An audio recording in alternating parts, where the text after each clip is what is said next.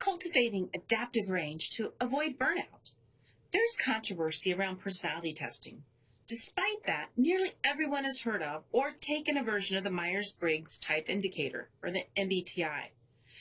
This test is designed to identify your natural state.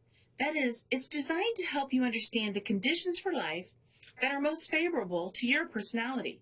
While this is a good starting point, you may find that expanding the range of situations and conditions that can be positive and life-giving will provide protection against burnout. We have an adaptive range. If you put two people together who score similarly on the MBTI, they'll quickly understand each other. They'll find that the other person just makes sense because the things that motivate them are likely to motivate the other person.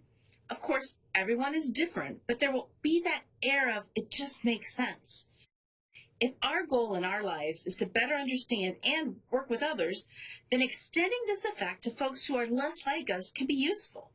Adaptive range is building our ability to work with and connect with people who are different than us. The further we can reach across differences, the more we'll understand the other person and their perspective, and that means working more effectively with them.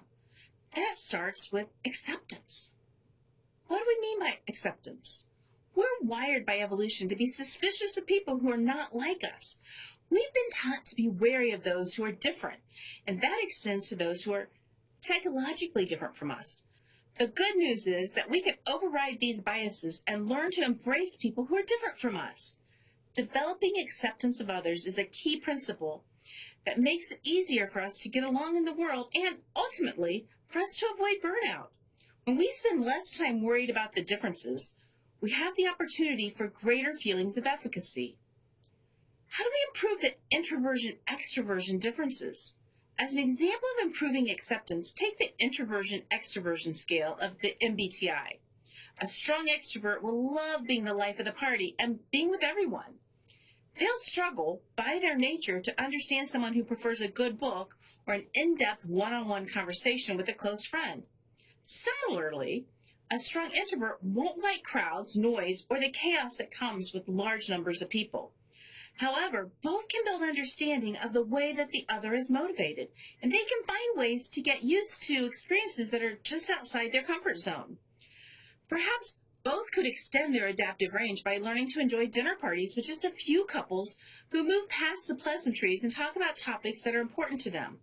With repetition, this becomes easier and life-giving for both extremes. We have to have understanding to life-giving. The tricky bit that often happens during these experiences, without us realizing it, is that we learn to extract the things that are life-giving, and we ignore, discount, or discard those aspects that aren't. In the above example, the introvert may find that speaking in a side conversation to one of the others helps them find life in the event, and the extrovert may revel in the coordination and hosting of the event. As you recognize the ways that the other person lights up in their favorite aspects of the situation, you learn how to shape conversations and experiences with them in ways that make everyone more understood and happier. We're creating experiences that aren't native for us, but are adaptive to both our needs and the needs of those we're working to connect with. How do we adapt around burnout? The benefits of acceptance, understanding, and finding places of commonality is that we're able to work more effectively as a team. This expands the results we see and makes us feel like we're more effective at getting the work done and working with others.